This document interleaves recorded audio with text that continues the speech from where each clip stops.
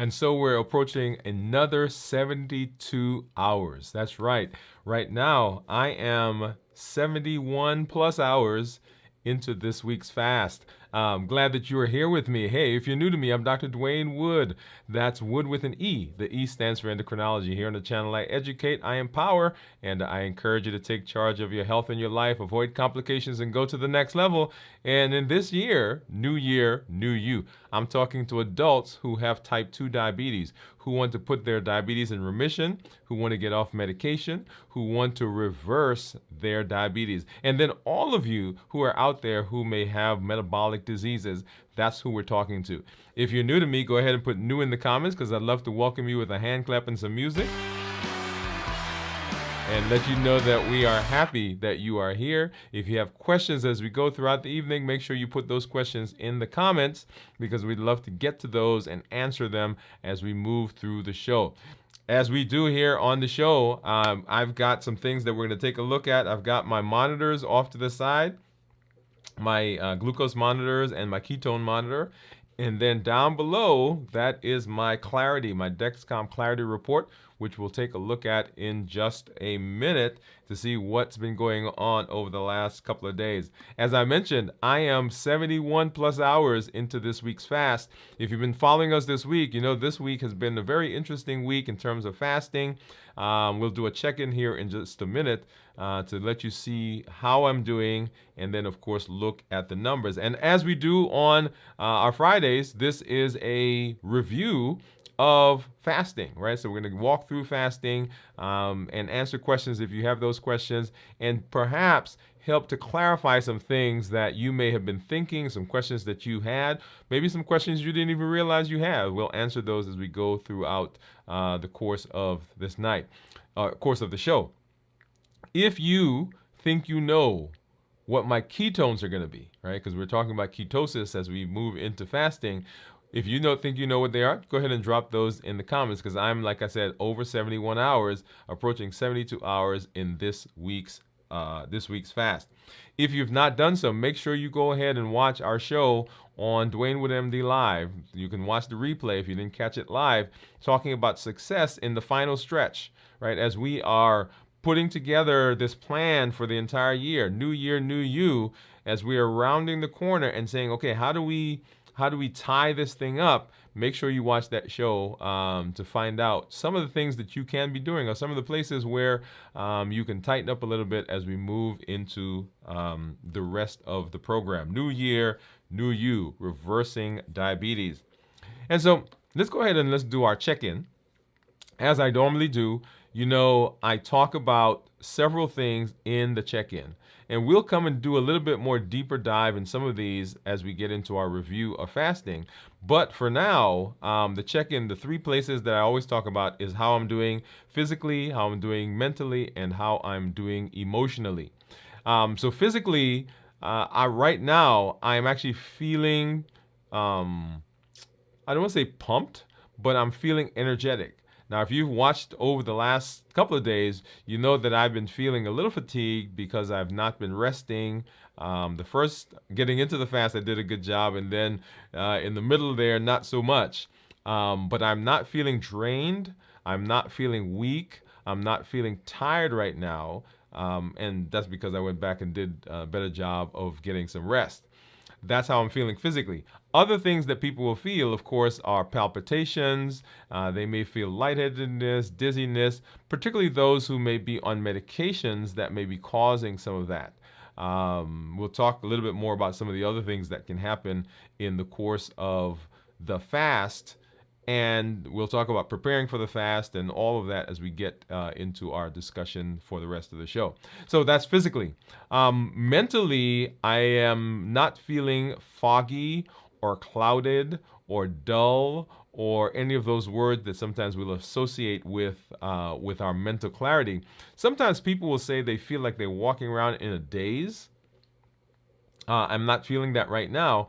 And that a lot of times comes because of what's going on in the physical aspects of fasting, right? The preparation.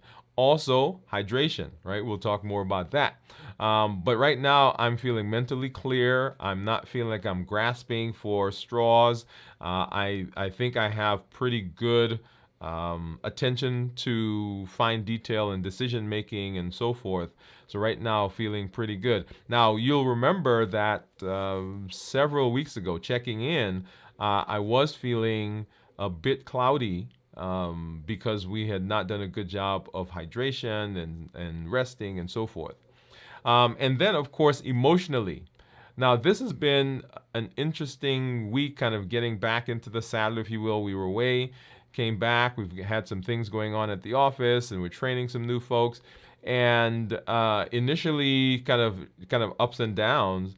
But as I got into the rest of the week and started looking at my to-do list and checking off some things and making some plans and contacting and speaking with some people in some preparation for things I'm doing later, I got that energy that started coming back. And so my excitement went up. And right now I'm feeling pretty pumped, pretty excited.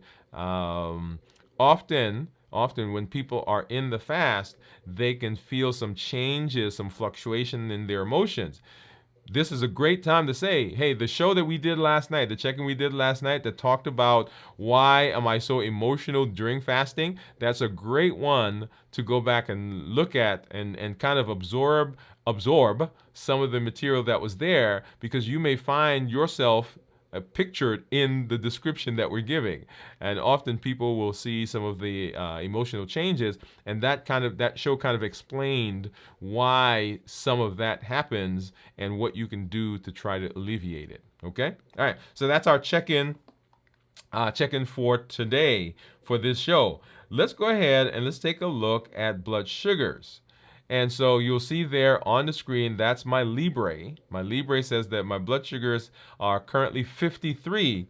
And you'll see that for most of today, at least the last 12 hours, my blood sugars have been under the 70 mark. So the bottom of that green bar is 70. You'll see the dashed line right below it, and then you'll see that my blood sugars actually have been lower than that. So there's 70, which is the red dotted line, and then below that is where I've been running. So I've been running in the 50s and 60s for most of today. And this is according to the Libre. You'll see down at the bottom it says that my sensor is going to end in 7 days, so not a big deal right now.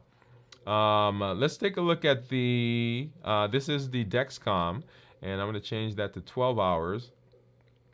And you'll see Dexcom actually has me above 70 right now. And if I tap on that, I'll get to see some of those numbers. And let's go ahead and kind of scroll through. And you'll see for the most of the afternoon, my blood sugars have been in the 80s. And then in the early morning, early to mid morning, it's been in the 90s. Right, so 90s, let's see, what's the highest that it went? 98 maybe? Yeah, 90, okay, here's a 99 right there. That was at, that was at 7 this morning, and then here's a 99, 97s, and then right about, let's see, probably noon maybe? Let's see. No, a little after noon. Maybe 12, 12:15. We went down into the 80s, came back up into the 90s, rode there early afternoon, and then for the rest of the afternoon, I've been in the 80s. Okay, and then let's go ahead and look at the Stello. So I guess let me change and show you. So I've got 3 sensors on, right? I've got 2 on this side. These are the Stello and the G7, and on this side I have the Libre. Okay, so that's what you're seeing. We've gone through the Libre, we look at the G7, and now we're taking a look at the Stello. And the Stello is the over-the-counter offering from the folks over at Dexcom. And so, let's see, it's also in 12 hours, and you'll see right now it says my blood sugar is 70. And if I hover over that as well, we'll see that for most of today, we've been in the low to upper 70s, early morning in the 80s, right? There you go. And so the Stello actually has been consistently, and we'll see when I look at my reports, the Stello has been consistently between the Libre and the Dexcom. So the Dexcom tends to be higher, the Libre tends to be lower, and the Stello is right in the middle, right? So when I get my A1C, right, that'll be the true marker of, okay, which one of these is telling us where we need to be. But having said that, you understand that there is variation between 1 meter and another. In fact, let's go ahead and now that we've seen those continuous glucose monitors, let's go ahead and let's pop over and let's take a look at what my my finger sticks are going to give. All right, so here I have a Keto Mojo, and the Keto Mojo gives me both glucose and it also gives me ketones. And then here's my Contour, which will give me just blood sugars or glucose levels. So let's go ahead and see what those are and compare them to what we're seeing on the continuous glucose monitors. Okay, so then we'll have 5 different numbers. So we'll get a test strip and pop that into, this is the Contour. Let's get that over there. And then we'll start with glucose over here on the Keto Mojo. Get that out. And if you've watched over the last couple of check-ins, you know that one of the things I've been having some issues with is getting a good drop of blood, because my fingers, I don't know, have they been a little cold and maybe I'm a little dehydrated. So let's go ahead and we'll grab a couple of these just in case. And these are single-use lancets. So basically you turn the top off, and then when I hit the lever, then it will it will deploy the lancet, which is in there, and that'll poke my finger, and then we'll get a drop of blood. So I'm going to try a completely different finger. I'm going to use my pinky. See if I get a good drop from that one. I didn't feel that, so I'm not sure what that did, but we're going to try it. Let's go over here. All right, let's see. Okay, so that was a good stick. So we'll go ahead and start this one. Now I don't usually use my pinky, so it may be that just, the pinky is not very calloused or hard. Okay, so we've got 57. And let me get that off the screen.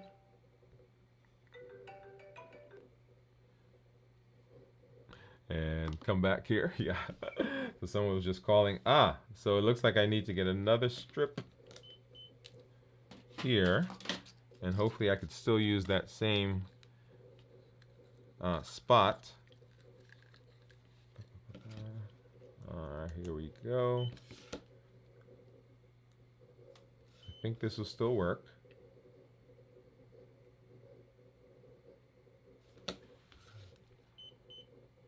Huh.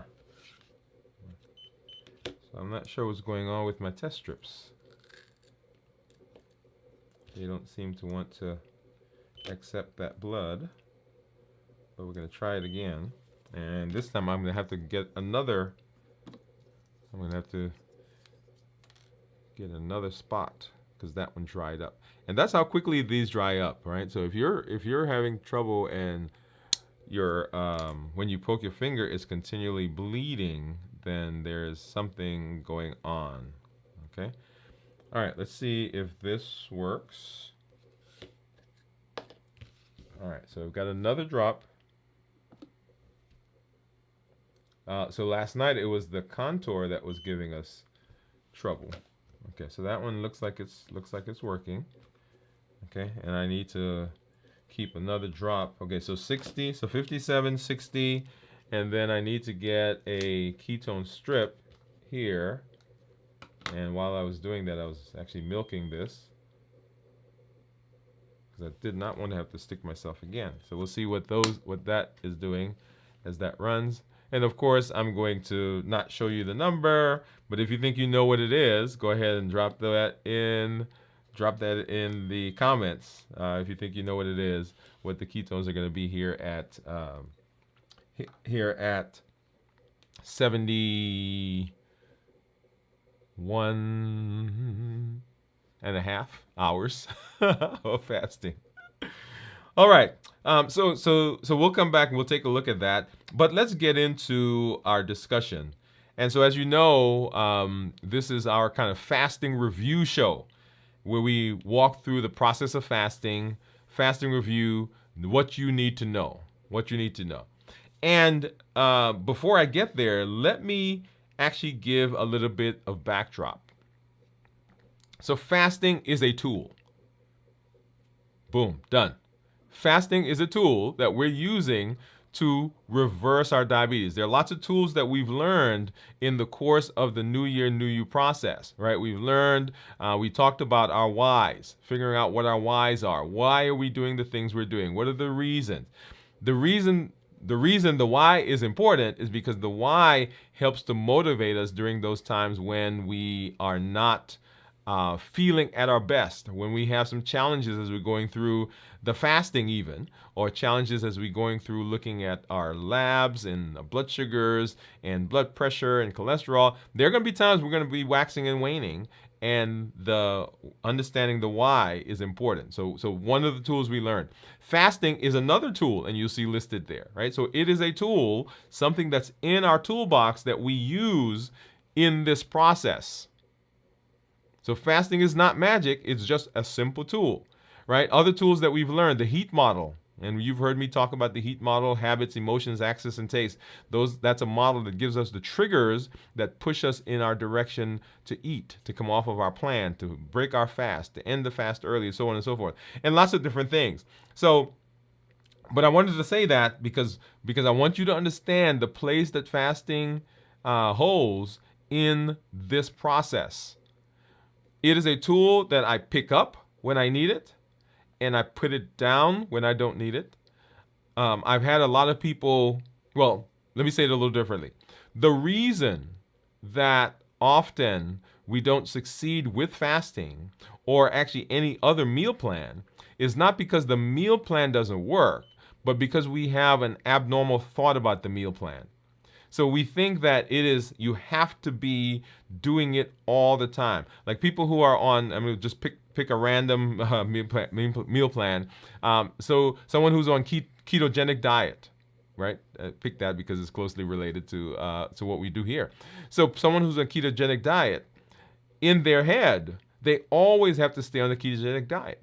And so when they're in a situation, a family situation, a social situation, it's the holidays, it's the anniversary, it's a birthday, they begin to panic because around them are all these things that in their head they want to eat, they want to get a part of, they want to taste, and they're like, well, I can't do that because I'm on a ketogenic diet, right? Now, what I tell people is that the diet, the meal plan, has to fit within your life if it's going to be successful.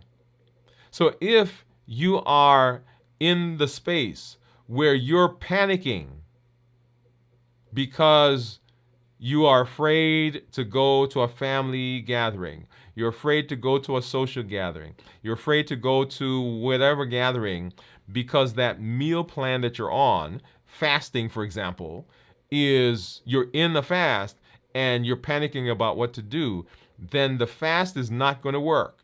The ketogenic diet is not going to work. The Mediterranean diet is not going to work. The whatever diet you're on is not going to work because your brain doesn't want to feel like that all the time, and it's going to do everything it can to not feel like that. So it's going to tell you, hey, this is not working for us. Let's get off this plan. Let's do something else.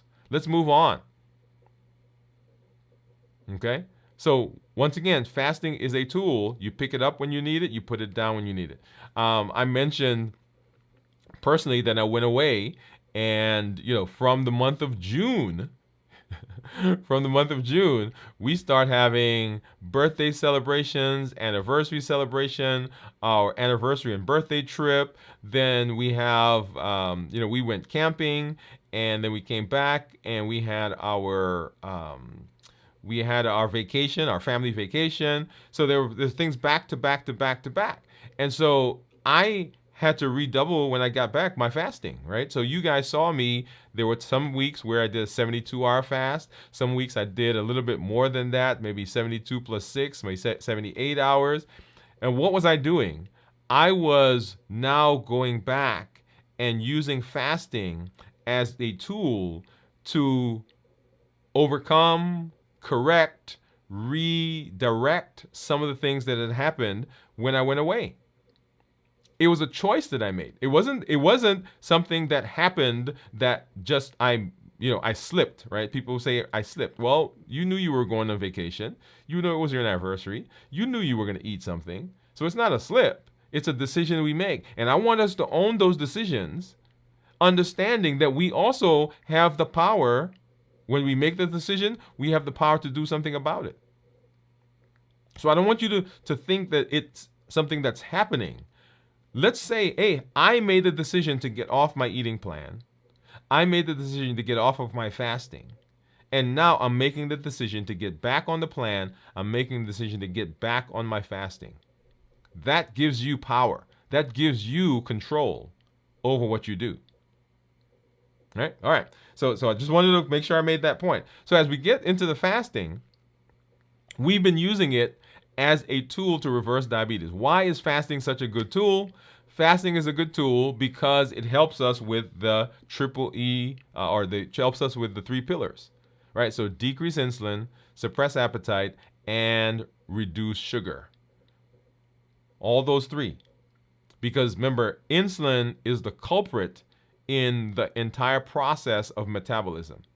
So insulin is the guy that causes us to have difficulty with weight, and our appetite is stimulated, and fatty liver, and high blood pressure, and high cholesterol, and we talked about fatty liver already, or coronary artery disease, elevated insulin levels, hyperinsulinemia, right? That metabolic syndrome, and diabetes is the prototypic metabolic disease.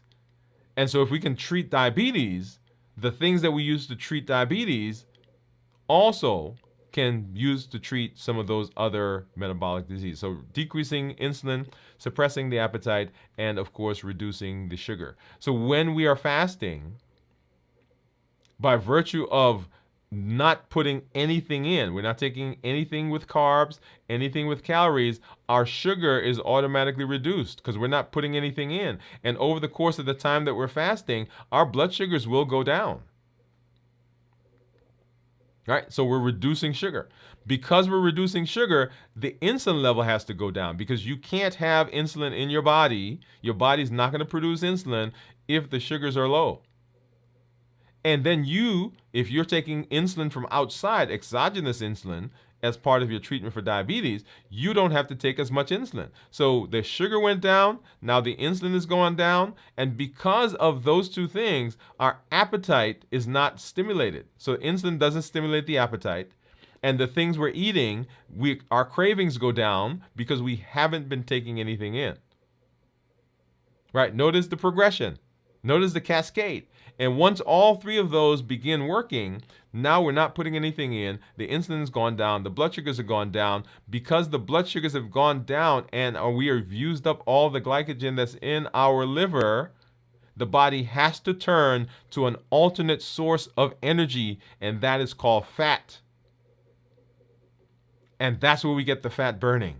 That's where we get the ketosis. That's where we get the weight loss. That's where we get the autophagy. That's where we get the improved immunity. That's where we get the decreased inflammation. That's where we get the help with neurodegenerative diseases like Alzheimer's and Parkinson's and multiple sclerosis. All of those things happen as a result of using fasting as a tool. So that's the power. That's the power of fasting. So what do you need to know? What are the things that you need to know about fasting? Well, whenever I do fasting, whenever I describe fasting, I break it up into 3 different categories or 3 different phases.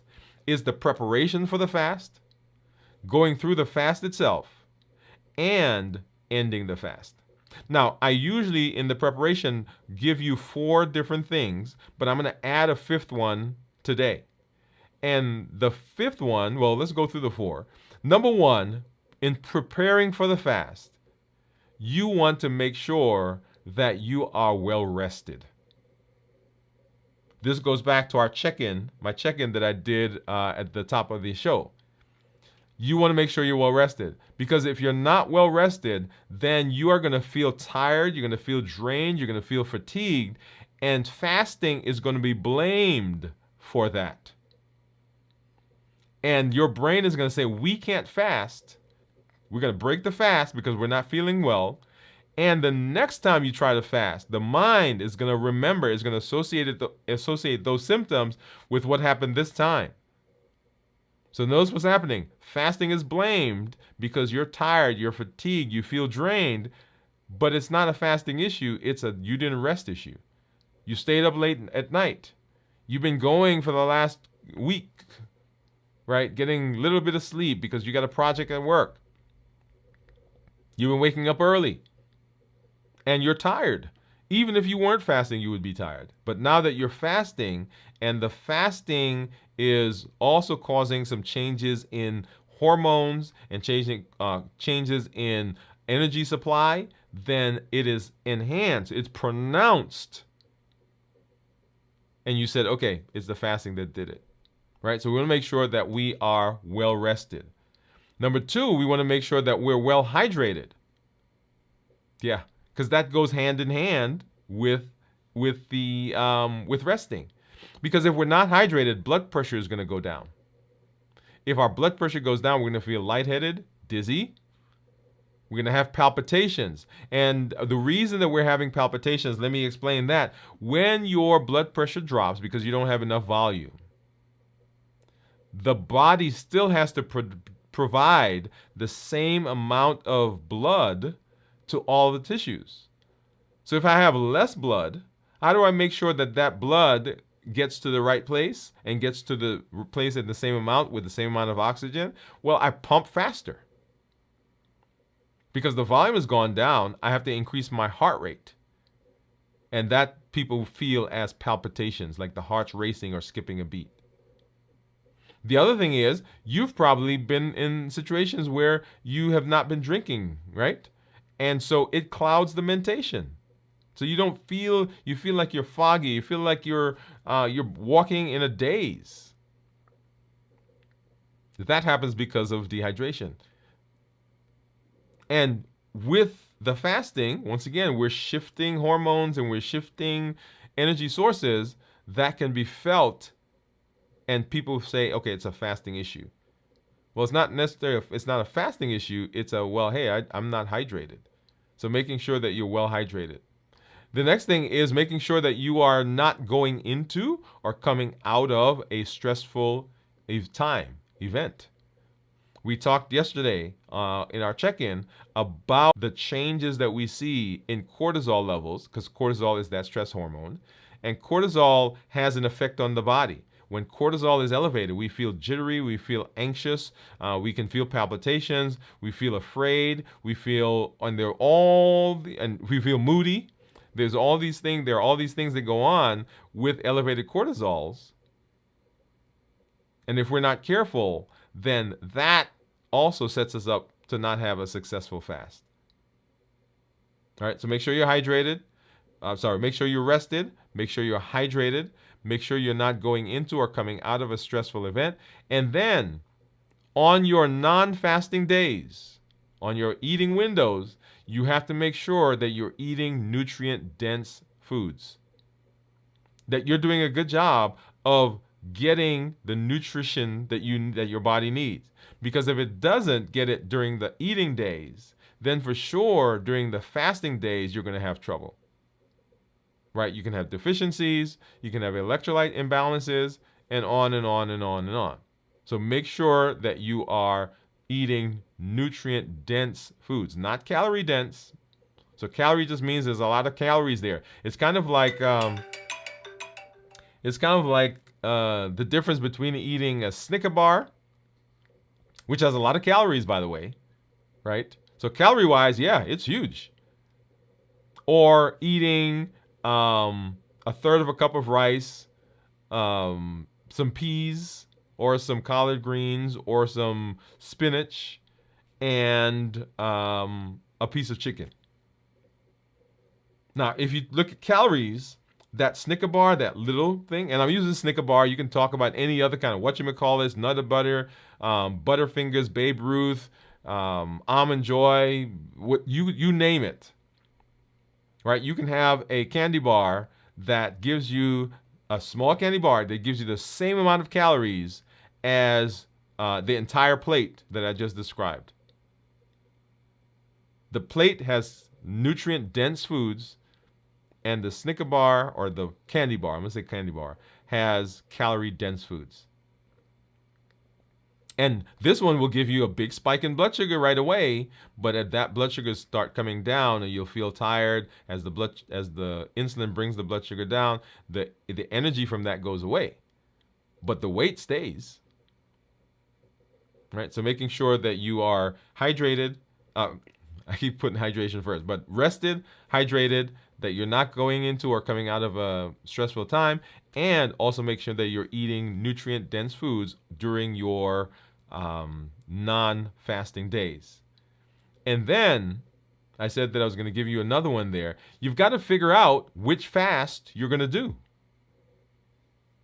And we did a show on the different types of fast. We broke them into the different time frames, and then we came back and we did another show where we talked about what each fast is good for, right? So which fast are you going to do? Is it an intermittent fasting? Is it an alternate day fasting? Is it time restricted fasting? Is it an extended fast? What is it that you're trying to achieve? Because setting that goal also sets you up for success. Right, figuring out which fast we're going to use. If you have not done so, go back and make sure you watch the show that we did on the different types of fast. We'll go through those again as we continue the process, but they are there on the channel. So that's preparing for the fast. So preparing for the fast is just as important as the fast itself, and that is just as important as breaking the fast. So we'll come to those here in just a minute. All right. So preparing for the fast. And then when we talk about the fast itself, I tend to break the fasting up into 24-hour blocks. So 24 hours, then 48 hours, then 72 hours, and then 96 hours if you're going to do a longer fast. When we talk about extended fasting, what we're talking about fasting that's at least 24 hours or longer, right? That's an extended fast. Now, extended fasts, like I'm doing, 72 hours, can also be considered intermittent fasting, right? Because intermittent fasting just means that you have a cycle of fasting followed by eating, followed by fasting, followed by eating. So for me, I do a 72 hours followed by whatever number of hours. So 3 days, followed by 4 days, followed by 3 days, followed by 4 days, right? So alternating eating and fasting, eating and fasting. That is all intermittent fasting is. So this can also be classified as an intermittent fast. It's also classified as an extended fast because we're doing the 72 hours. Now, if you're doing a 24 hours or 48 hours, whatever number you're doing, right, make sure that you have decided what that's going to be. We have some community members, like I have one of our community members that does a, I guess it's a 23 hour because he eats one meal a day. That's another type of fasting, OMAD, 1 meal a day. Okay, so figure out which one you're going to do and make sure that you understand how it works and what you need to do to be able to be successful. All right, but here we're going to do it a little bit more granularly. We're going to talk about smaller chunks of time because we really want to dive in and see what's going on in the body during that time. So first, we're going to talk about the first 6 hours, so 0 to 6 hours of the fast. So you've just finished eating, and that's time 0, and what happens from that point up to 6 hours. And this really is what's called the postprandial phase. And what does that mean? That means you just finished eating. It's the after eating phase. And what's going on in the body is that the body still has access to all the things you just ate.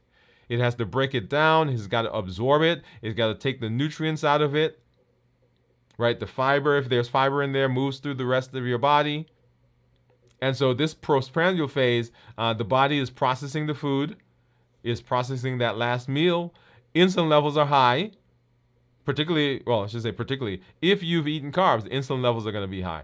The blood glucose is going to be high because the food that you ate is now breaking down and that is being absorbed into your body. Right?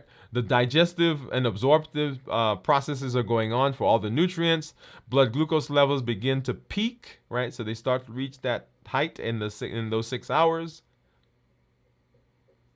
Now, there are some foods that you can eat, and this is one of the things that we use in being able to blunt some of the effects of food, right? So we talked about fats, we talked about proteins, we talked about fiber. So those will actually blunt the rise in blood sugar. So you may be able to, well, not be able to, you probably can see blood sugars that are higher for longer periods because you've eaten protein, carbs, and fats, or proteins, fats, and fiber. Okay. All right. So postprandial phase. Energy levels are high because your body is absorbing. It's got that ready source of energy. The carbs that just came in. Your sugar is high. If you ate something pretty sweet, that is like a big rush. I always talk about if you watch these old movies and you see they're drag racing maybe, and one guy is losing or they're neck and neck, and then one guy reaches over and they hit the switch, and then of course the car goes, right? I imagine sugar to be just like whatever was in that tank when you hit the switch, and that gives you that ready energy.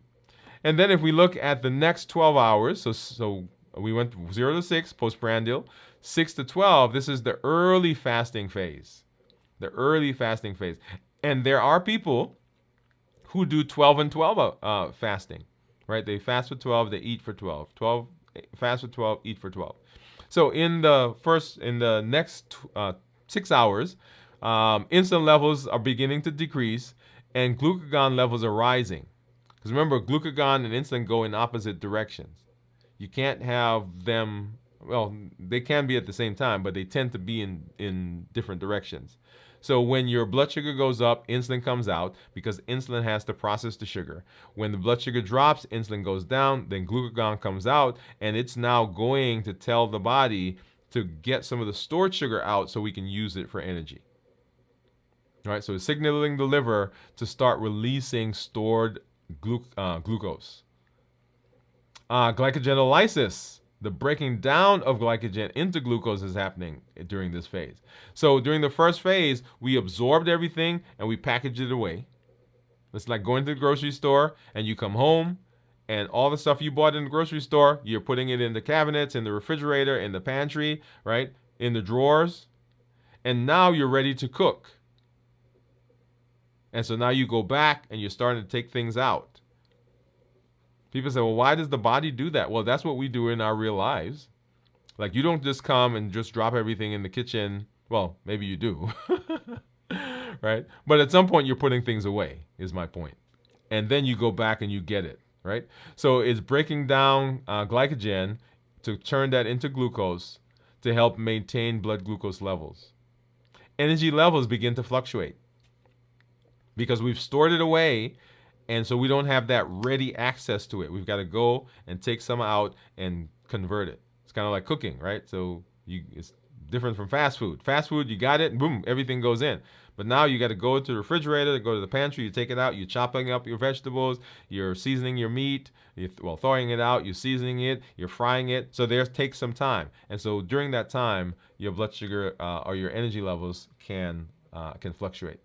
And then 12 to 18 hours. 12 to 18 hours. Now we're starting to see some good things happening, or more good things. I say it's starting. We're seeing more good things happening because you can see these things, some of these happening prior to this as well. So glucose levels continue to drop, and this prompts the body to increase the production of fat or release fat stores into the process of turning it into energy, right? So fatty acid release is happening. And the liver starts gluconeogenesis, which is creating glucose from non-glucose, non-carb sources. So glycogenolysis, the glycogen is still sugar-based. It's carbohydrate-based.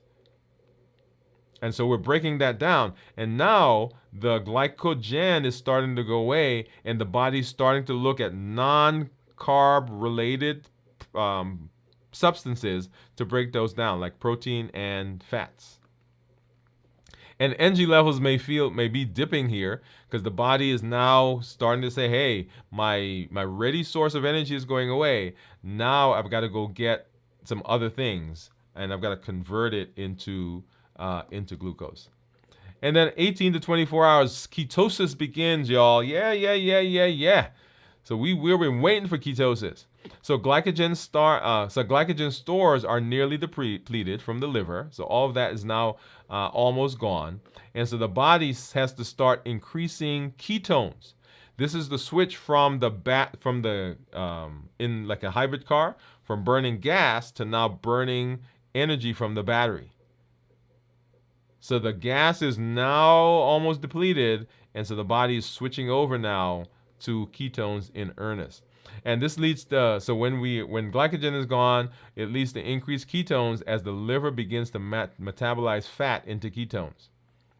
Autophagy begins. Remember, autophagy is the body's process of cleaning up, is the recycling part, the recycling process in the body. So the body goes out and it finds those damaged, unused, broken cells, and it's pulling those in, and it's recycling them and creating new things in the body. It's kind of like when you throw away newspapers and bottles and so forth. It goes into recycling, and they take it out, and then when it comes back as something new. In fact, I bought some tennis shoes a couple weeks ago, and the tag on it says 20 or 30% made out of recycled materials. Right? So I'm exercising and I'm saving the planet. All right. So autophagy is beginning, and it begins to ramp up. And energy level, initial stages of mental clarity are happening now. So the body is now starting to get a steady source of energy, so the brain can begin using that. And the brain likes ketones. Well, remember, blood sugars fluctuate, right? They go up and they go down as it gets stored in the liver and so forth. Now we've got a steady source, right? Because the body has a lot of fat. I've got a lot of fat that the body can use to continue using that, using those ketones for energy. And then if we go beyond 24 hours, we get from 24 to 30 hours, and this is what's called fat adaptation. So significant increase in ketones production is seen here because the body is adapted. It's moved over to burning sugar or burning fat as an energy source. Fat oxidation increases, more fatty acids are converted to ketones, and energy levels begin to stabilize right here. Yeah, we're stabilizing because now the body is in earnest using fat, is burning fat. This is where we see a lot of weight loss for a lot of folks, because the body now has this source of energy. It's no longer using the carbohydrates, but it's sending us now all the things. It's sending us all of the fat that is burning, all those ketones, and so our weight begins to go down. So we want to make sure that we're doing a good job of preparing for the fast, make sure we're getting through the fast, and during the fast, by the way, the very same things that I talked about, we want to make sure that we're rested. We want to make sure that we're hydrated.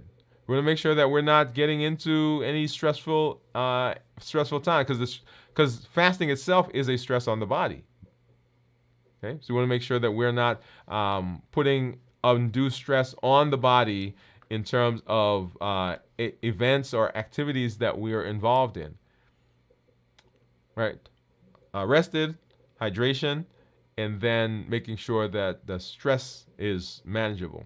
Now, we're not going to talk about eating here because we're fasting, but once we get to breaking the fast, we'll talk more about that. All right, so if you're out there, once again, if you think you know what my ketones are going to be, go ahead and pop those in the chat. We're going to come back to that here in just a minute.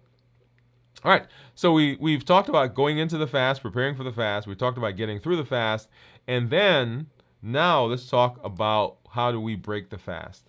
Now, breaking the fast is extremely important. Extremely important.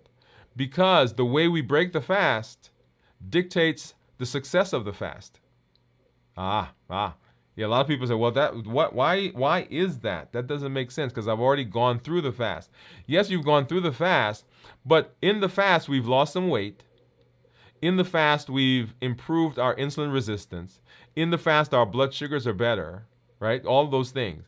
But as we get to the end of the fast and we break the fast, the things that we eat can sometimes undo some of the things that we did in the fast if we're not careful.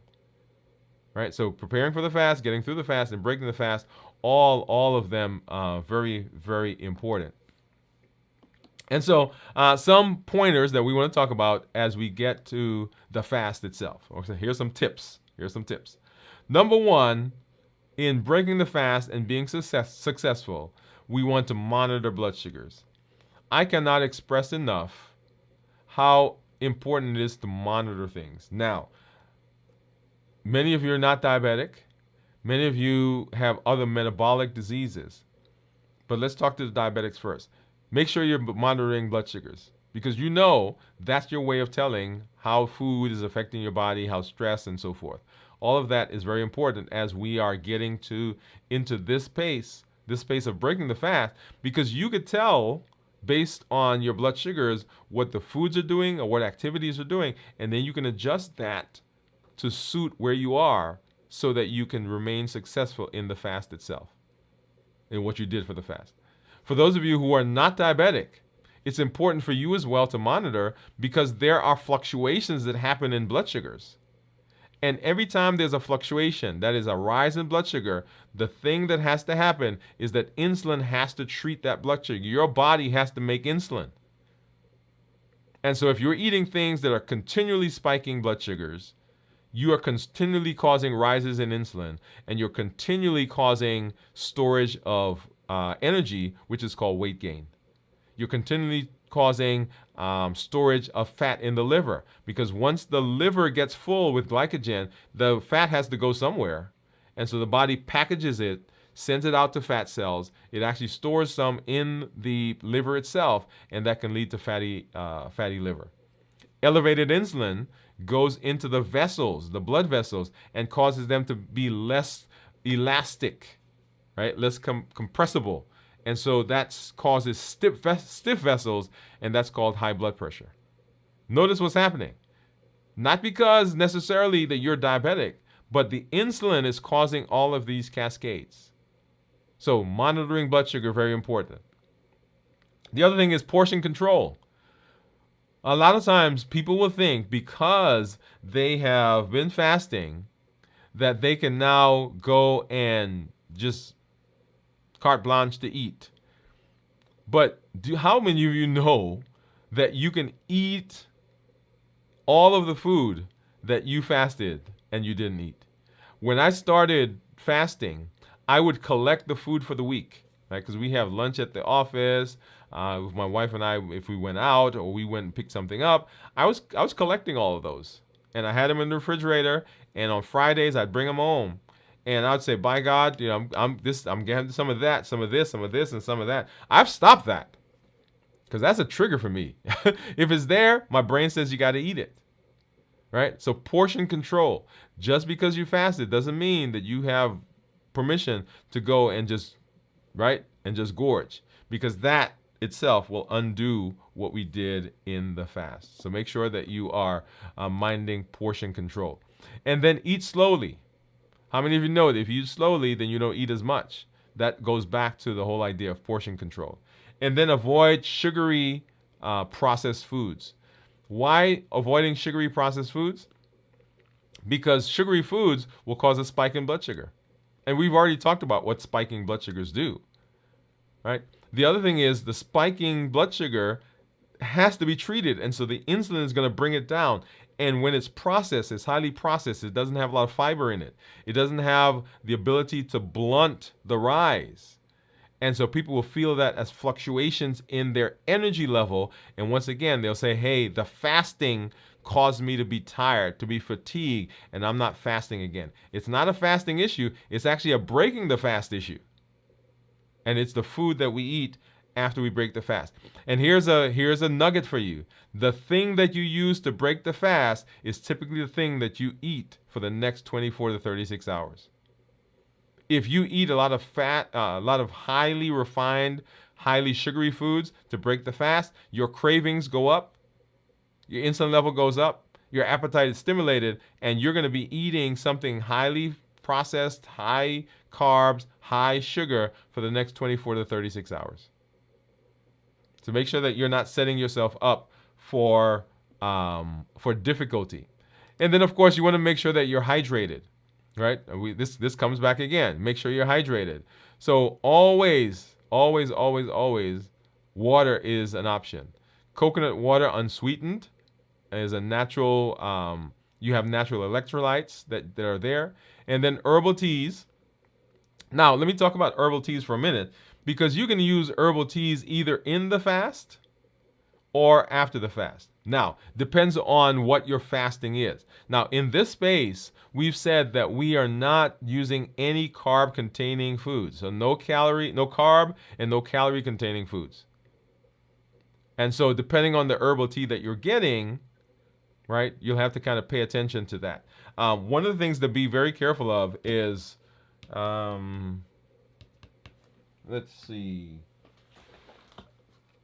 Okay, so I use zero sugar products during my fast. This is just the newest brand that I'm using. I changed brands a couple of weeks ago, but I was using diet.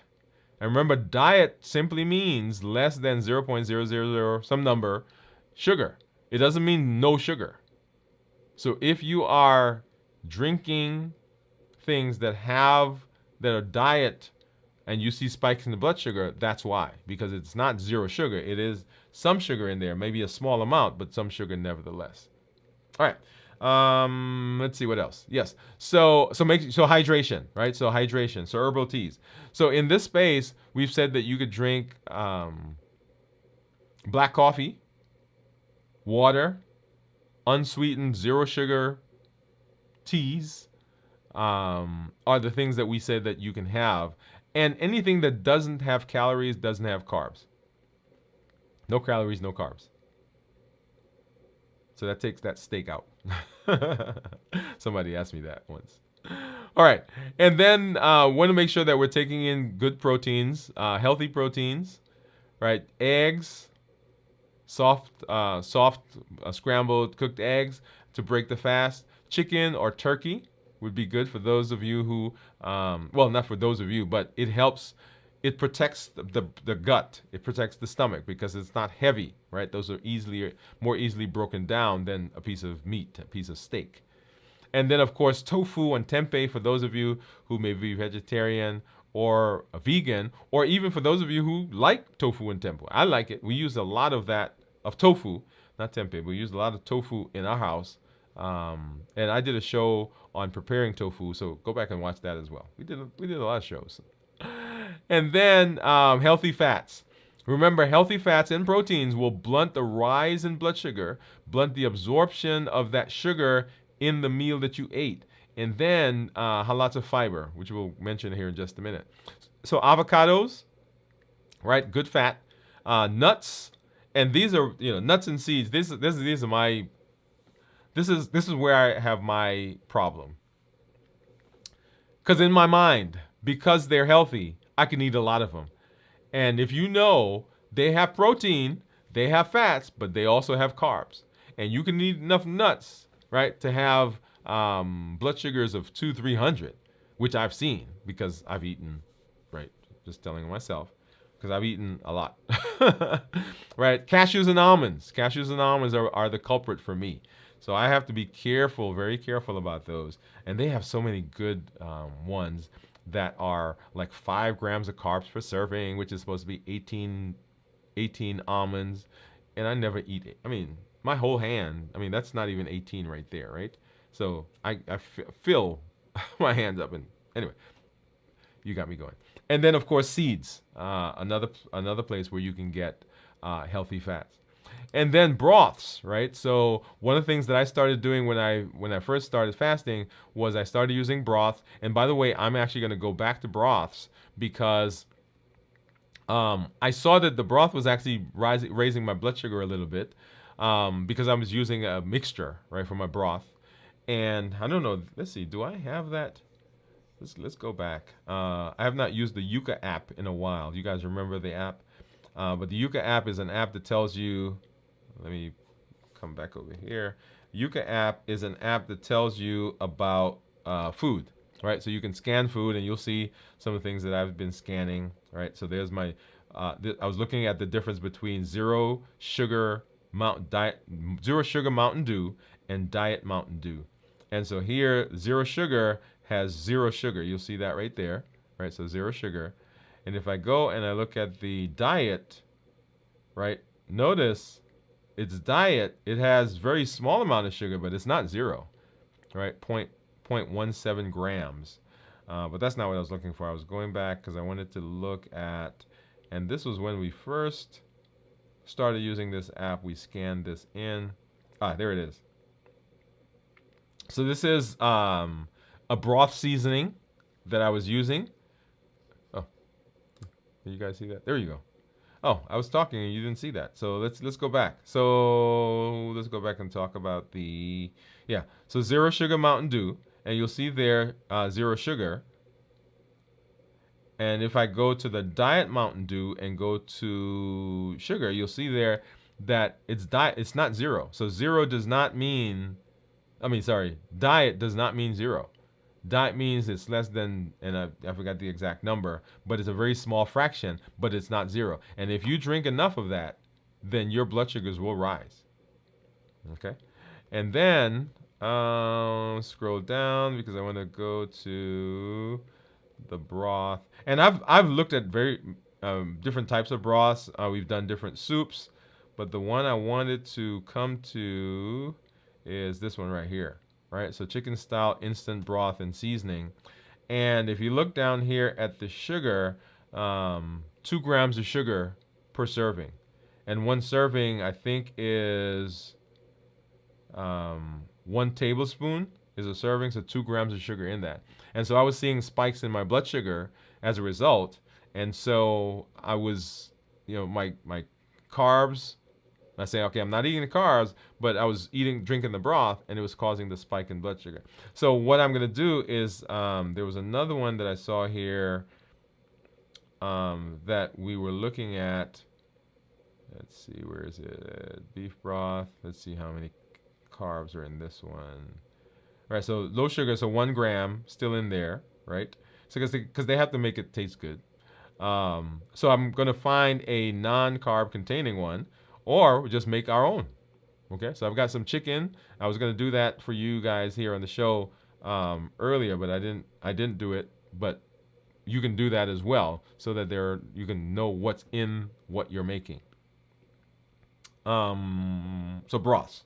All right, let's get back over here. And so vegetable broth, bone broth. You can make chicken broth. Whatever broth you want to use, you can do, and that breaks it. Okay, so I started out using broth. I was using also beans. You guys remember my pinto beans? So I'm going to actually go back to that, because when I did those, even though I was having some spikes in my blood sugar, my blood sugar stayed relatively good. And you guys saw, my graph. But my weight was going up when I was doing something else, right? Because I was using cheese and eggs. Well, no, not the eggs, but the cheese. That's a big one. Cheese and nuts. When I eat that, blood sugars are great, but the weight goes up. Okay. So, all right. So broth. Make sure that you're doing that, and then just some general considerations that you want to have as you are thinking about breaking the fast, right? Some general things that I want you to consider. When breaking the fast, choose foods that help maintain stable blood glucose levels, right? So not a lot of highly processed, high carb stuff. Things that have low glycemic index, and we did a show on glycemic index. Remember, we want glycemic index that's less than 50. because my glycemic index is a marker of how quickly and how high blood sugars will go if you eat something. Lean proteins, healthy fats, and then you want to make sure that you are remaining hydrated, right? So that is key to what we are doing here in this space. Awesome. All right, and then let me hop over, and of course, you guys know when I'm talking here on the show, my meter, well, not my meter, but my report logs out, or is it times out? So let me have to go over there and log in again, because I do want us to go through the Dexcom Clarity Report so we can see what's been going on with blood sugars over the last 3 days. All right, so let's take a look as this is coming up.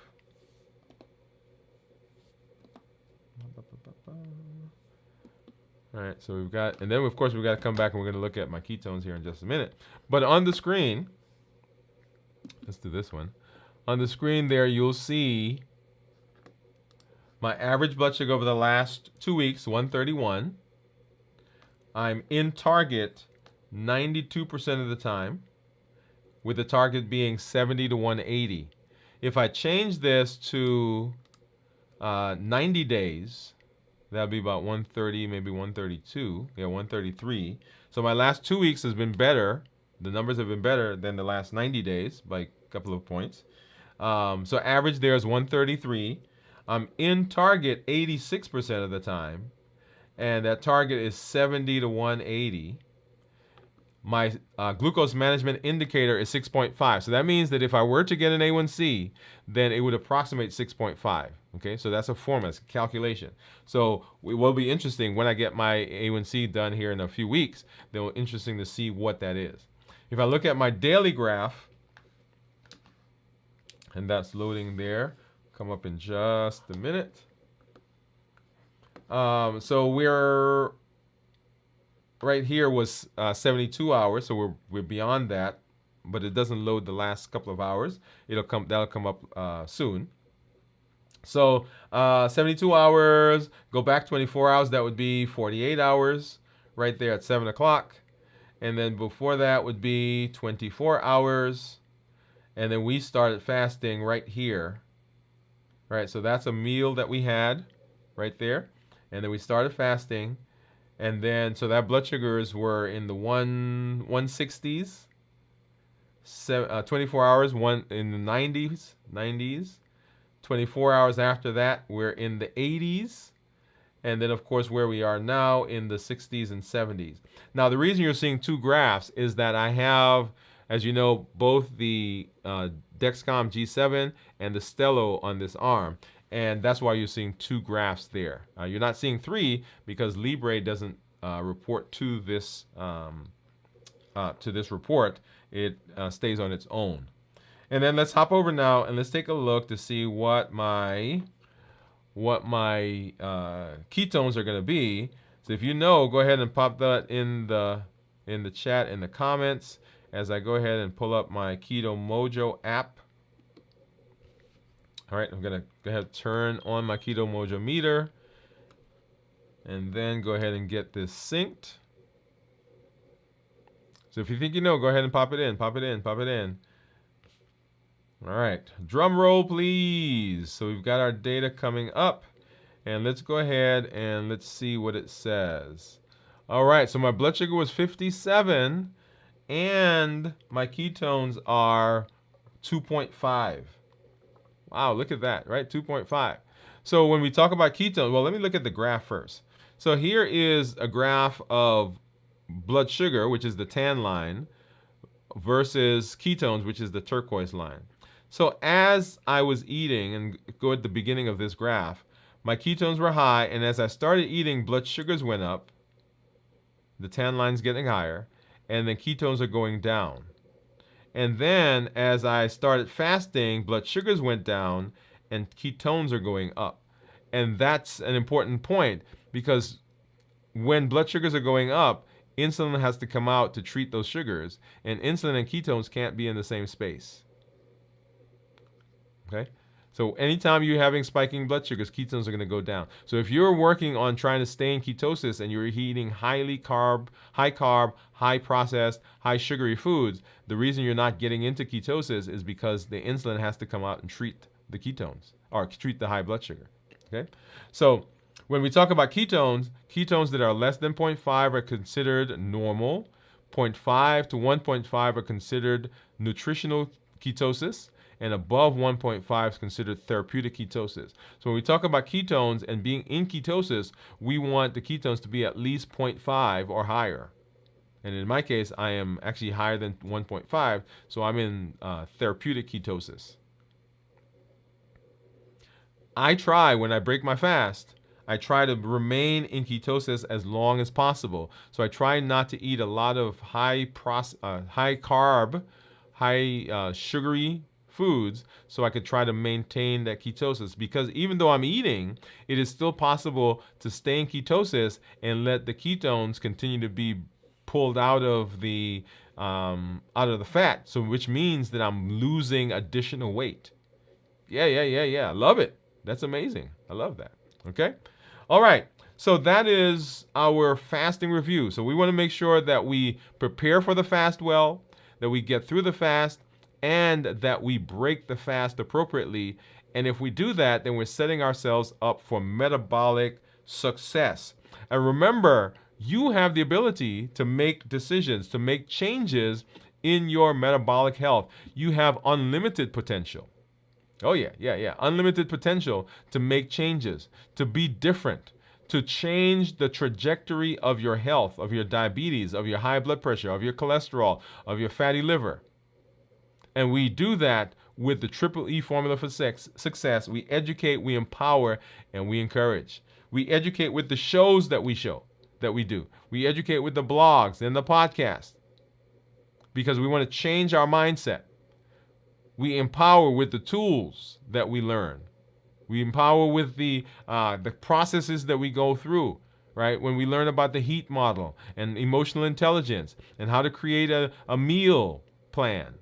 All of those are tools that we use. And then we encourage with the community that you are part of, the community that I love, how we interact and how you guys keep us accountable, right? That's amazing. Right, the Triple E formula for success. Remember, as we're moving through that space, there are some triggers that are going to come at us. These are things that push us in a direction to come off of our eating plan. And it's given by the HEAT model. The HEAT model says that we eat sometimes not for nutrition, but because of habits, because of emotions, because of access to food, and because of taste. We eat because of habits, that routine that we've gotten through or gotten into. Right? We're eating because we go to the movies and that we eat popcorn when we go to the movies. We eat because we got together with some friends and we're eating muffins and drinking a coffee. We eat because it's lunchtime. Everybody else is going, so hey, let's go eat. I'm not hungry, but this is what we do. And then we eat because of emotions. When we're happy, we're sad, we're bored, we're tired, we're frustrated, we're depressed, we're anxious, we're worrying. All of those emotions, if they get high enough, they will push through your decision to eat or not eat a particular thing.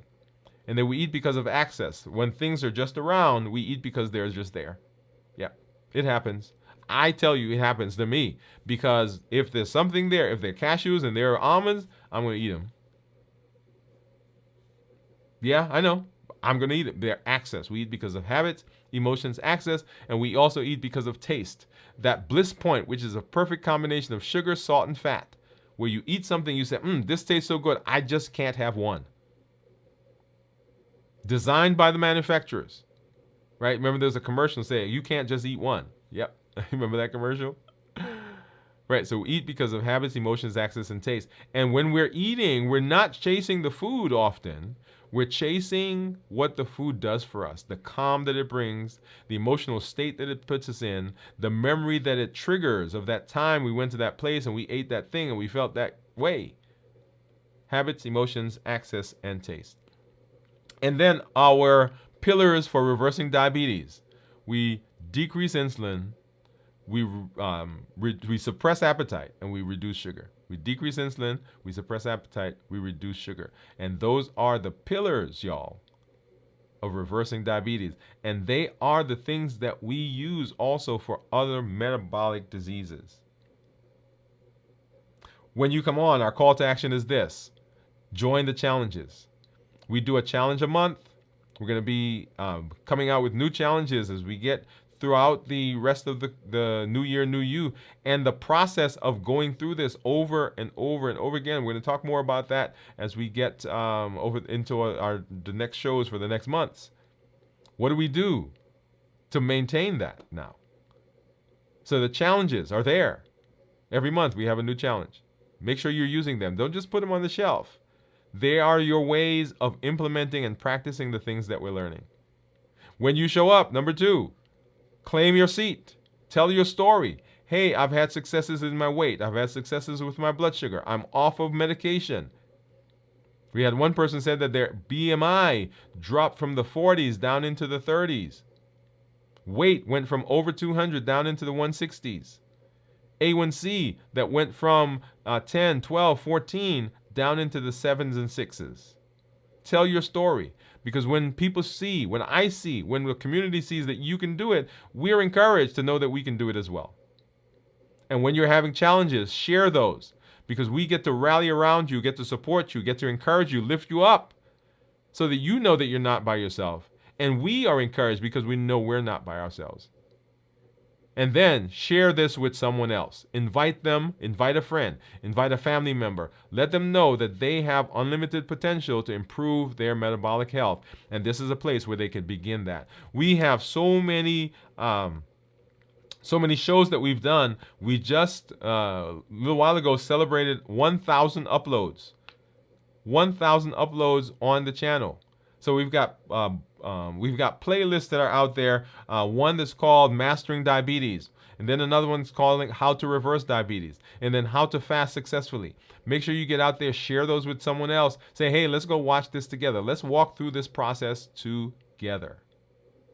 Love it, love it, love it.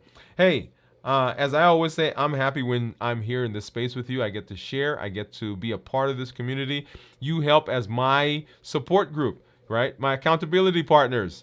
Glad that I'm here. Glad I'm able to hang out with you. We will be showing, as we follow our schedule, Saturday night is videos from the vault, where we're looking back at some of the old videos and landmark videos that we've done on the channel. This week in review, Sunday morning at 7 o'clock, 7 Central.